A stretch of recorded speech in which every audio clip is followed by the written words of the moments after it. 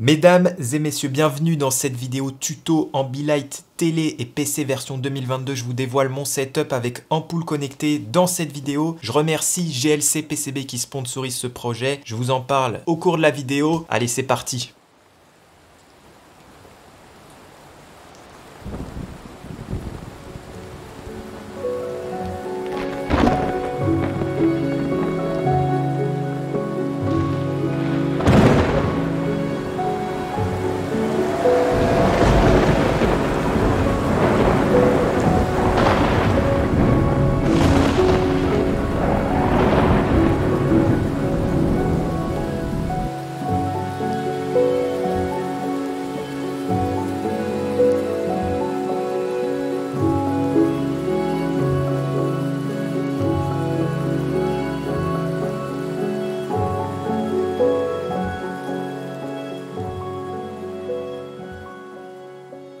Allez, petit rappel mesdames et messieurs, avant de démarrer, les setups Ambilight que je vous partage dans cette vidéo sont entièrement DIY. On peut dire que ce sont des kits qu'on peut imprimer en 3D et avec des composants qu'on achète facilement sur Amazon ou AliExpress. L'avantage de le faire soi-même est qu'on paye beaucoup moins cher que la solution officielle de Philips. Et même si aujourd'hui les prix des composants ont pas mal augmenté, je trouve que ça reste très intéressant. Ça permet aussi d'avoir un setup sur mesure qu'on peut améliorer avec le temps et par exemple ajouter d'autres éléments comme on va le voir aujourd'hui. Allez, j'abrège, c'est parti.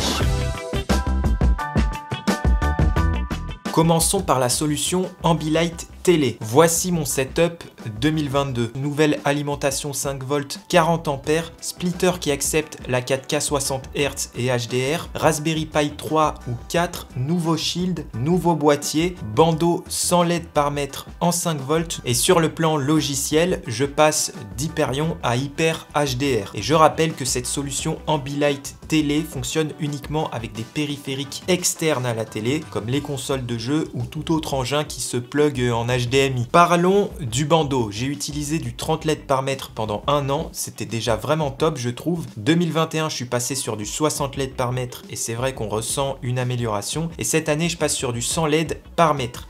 Je vous le dis tout de suite, en 2023, je ne passerai pas plus haut, ça sert à rien. Après, on ne voit plus tellement de différence et quand la luminosité devient trop forte, ça fait même mal aux yeux, je trouve, et on perd le côté cool et immersif d'Ambilight. Entre 60 et 100 LED par mètre, c'est pas forcément une nécessité, mais j'étais curieux du résultat et c'est vrai qu'on sent une petite diff, mais pas grand chose. Du coup, l'alimentation doit être renouvelée. Dans ma précédente vidéo, je vous ai montré comment la choisir. Il faut multiplier le nombre de LED par 60 mA si vous voulez vraiment surdimensionner et être tranquille, ou multiplier par 20 mA qui est la consommation moyenne d'une LED comme je l'ai fait précédemment. De manière générale, je vous encourage à surdimensionner vos alims, même si personnellement je n'ai jamais eu de soucis en moyennant la conso des LED, mais ce n'est pas le meilleur conseil à donner, donc je m'excuse tout de même si je n'ai pas assez détaillé sur ces propos dans ma dernière vidéo, car si vous utilisez Ambilight non-stop tous les jours, vaut mieux avoir un truc qui va bien durer dans le temps. 4 mètres x 100 LED, ça fait 400 LED, donc 60 mA x 400, ça fait 24 mA,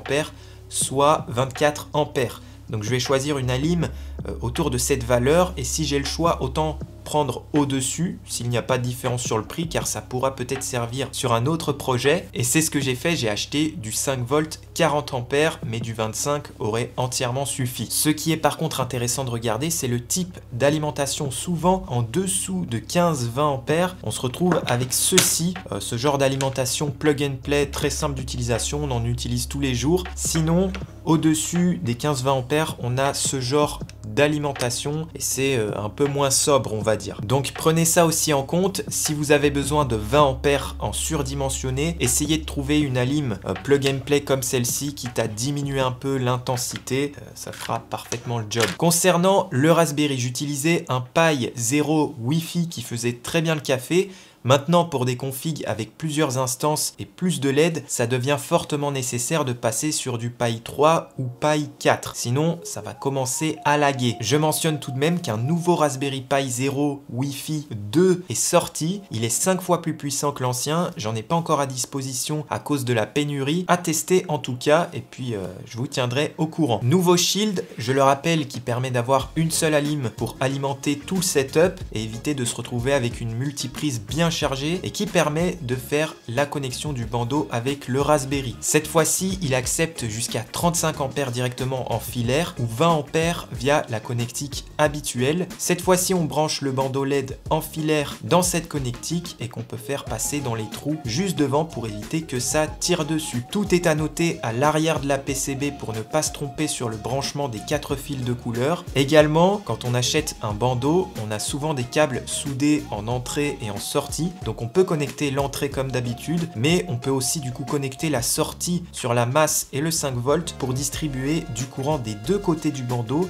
et éviter toute perte lumineuse, souci qui peut apparaître selon la longueur et la qualité des bandeaux. Mais sur du 4 mètres, personnellement, je n'ai jamais eu de souci. On a toujours deux sorties USB en 5 volts pour alimenter le splitter ou un switcher si on veut en ajouter un. Ça se branche de cette manière sur un Raspberry Pi 0, 3 ou 4. J'ai passé commande comme d'habitude chez GLC PCB pour ce shield. J'ai fait ma conception sur Easy EDA, toujours en utilisant la librairie connectée au stock. Ça me permet de passer par leur service d'assemblage qui est vraiment très compétitif, si ce n'est le moins cher. Et un nouveau truc vraiment sympa, ils ont un nouveau service impression 3D qui peut être très intéressant si on design un boîtier qui va avec la PCB.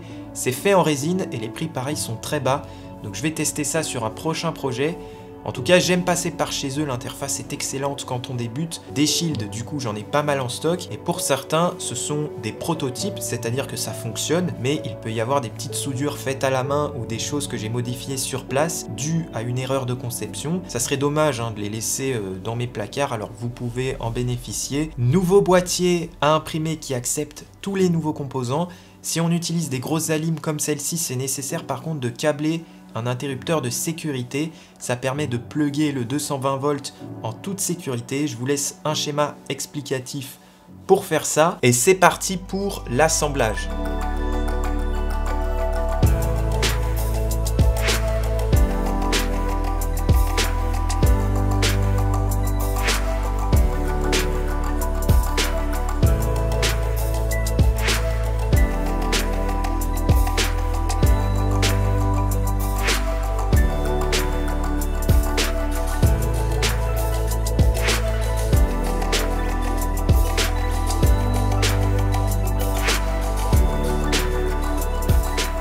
L'étape finale, évidemment, c'est l'installation d'Hyper HDR sur le Raspberry. C'est exactement la même manip que pour Hyperion, c'est comme dans l'ancienne vidéo, donc je vous laisse faire un tour. Par contre, ce que je souhaite vous montrer, c'est la possibilité d'activer la fonction HDR, qui va en fait rehausser les contrastes de l'image récupérée par l'enregistreur HDMI. On a donc des couleurs plus vives sur le bandeau LED et j'avoue que ça ajoute un plus vraiment sympa. Ensuite, comme prévu, tous les composants fonctionnent au top et l'expérience est vraiment stylée.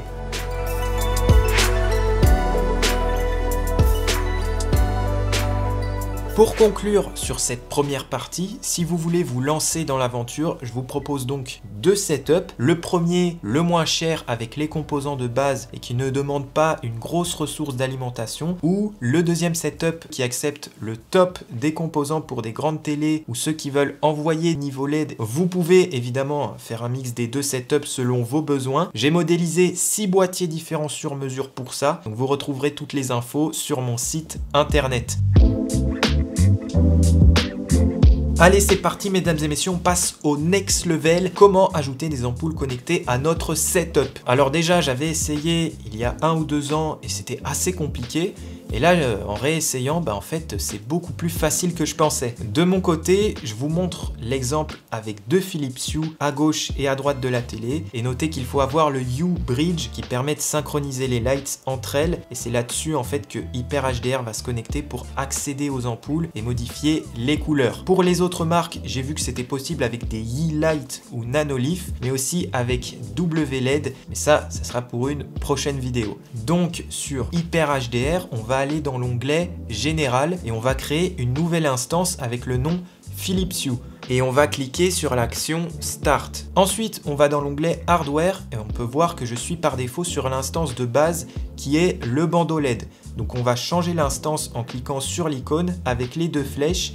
Dans le type de contrôleur, je vais choisir Philips Hue. Ensuite, direction l'appli officielle Hue Sur le smartphone, je vais dans les paramètres puis espace de loisirs. Je crée un nouvel espace en cliquant sur regarder la télévision. Je sélectionne mes ampoules connectées et je les positionne sur le schéma selon ma disposition réelle. Une fois cet espace créé, je retourne sur Hyper HDR et je clique sur Philips Hue Entertainment Wizard. Je clique Continue et je clique sur l'icône Refresh pour qu'il puisse trouver le Hue Bridge. Attention qu'il soit bien à jour. Si c'est pas détecté, on rentre l'adresse IP du bridge manuellement qu'on peut retrouver avec notre application Thing ou IP Scanner sur PC. Une fois trouvé, puisque je n'ai pas d'identifiant, je clique sur Create New User et il me demande d'appuyer sur le bouton du bridge. On se retrouve ensuite avec nos espaces qu'on a créés sur l'appli juste avant.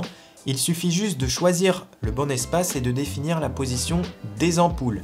Je confirme avec Save et ça y est, nos deux ampoules sont fonctionnelles.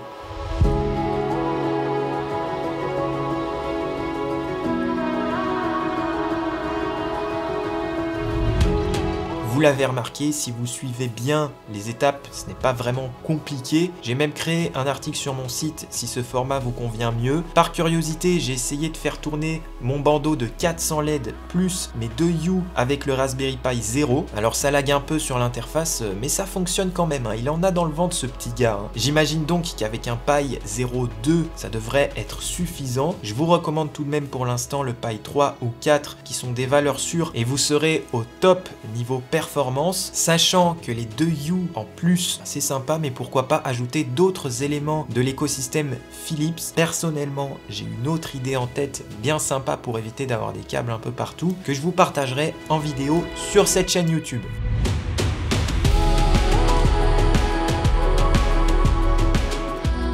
Allez, dernière partie mesdames et messieurs, bonus pour ceux qui souhaitent faire de l'Ambilight facilement sur leur PC. Il existe de la même manière des kits qu'on peut acheter sur AliExpress ou autre. Je ne sais pas ce que ça vaut, je pense que c'est assez similaire au résultat qu'on va avoir aujourd'hui. En tout cas pour le faire soi-même facilement et pour être plus libre sur le nombre de LED, etc. on peut utiliser un Arduino Nano, ça coûte très peu cher et ça fera entièrement l'affaire. Donc voici concrètement la liste du matos. Il faut un bandeau en 3 broches WS 2812 en 5 volts, 60 LED ou plus par mètre, un Arduino Nano avec son câble USB, une alimentation selon vos nombres de LED, 10 ou 15 ampères, ça sera entièrement suffisant pour un écran PC. Le branchement et l'assemblage se fait selon le schéma électrique suivant. Donc soit vous utilisez des câbles Dupont, soit vous soudez le tout avec du câble ou vous mettez tout ça sur une PCB à trous. Sinon, si vous aimez le DIY mais que vous ne voulez pas non plus vous embêter avec des soudures, j'ai conçu également un shield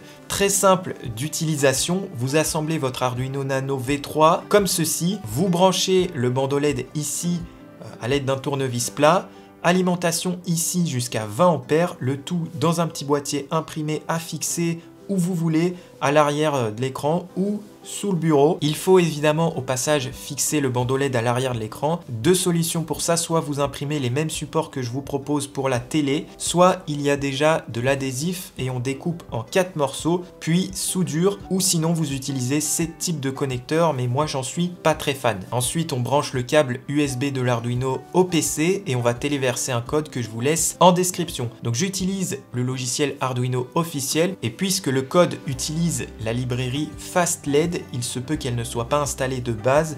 Donc direction outils puis gérer les bibliothèques, on tape FastLED dans la barre de recherche et on installe.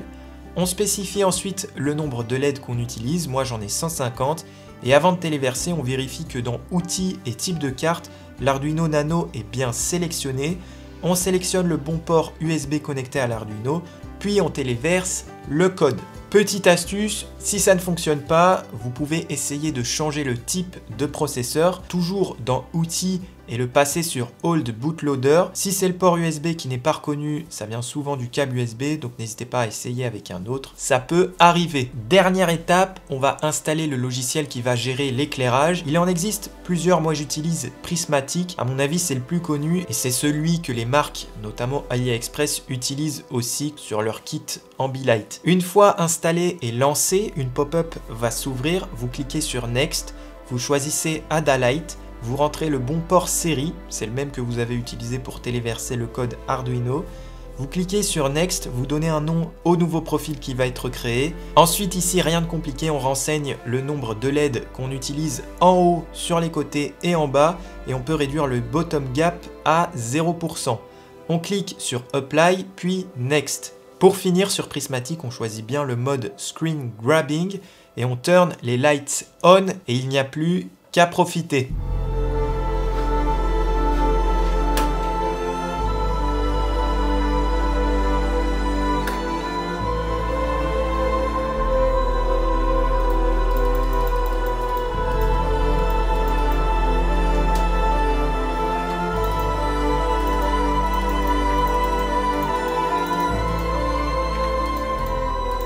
Mesdames et messieurs, ça y est, on arrive à la fin de ce tuto Setup Ambilight ultime. On me demande souvent pourquoi je ne vends pas le kit complet avec tous les composants, etc. Pour plusieurs raisons. La première est que le but de ce projet DIY, c'est de réduire les coûts. Donc en vendant un kit complet, ça devient moins intéressant pour vous, car il me faut quand même une marge et un retour sur investissement. Imaginez, ça demande beaucoup de travail pour imprimer les boîtiers, niveau logistique, achat des composants qui varient en plus. Il faut aussi paramétrer Hyperion selon vos télés. Donc c'est possible de mettre tout ça en place, c'est juste qu'il faut une équipe, du service après-vente, ça ne deviendrait plus intéressant financièrement. Mon métier aujourd'hui, c'est la création de contenu, c'est vous divertir, vous apporter des solutions DIY que vous pouvez mettre en pratique, et c'est ça ma priorité. Donc mesdames et messieurs, n'hésitez pas à checker mon site internet pour toutes les infos liées à ce projet et pour me soutenir. Rejoignez également mon Discord pour l'entraide. N'hésitez pas à mettre un pouce bleu et à vous abonner. Beaucoup de travail derrière cette vidéo. Et puis on se retrouve très bientôt mesdames et messieurs. Ciao!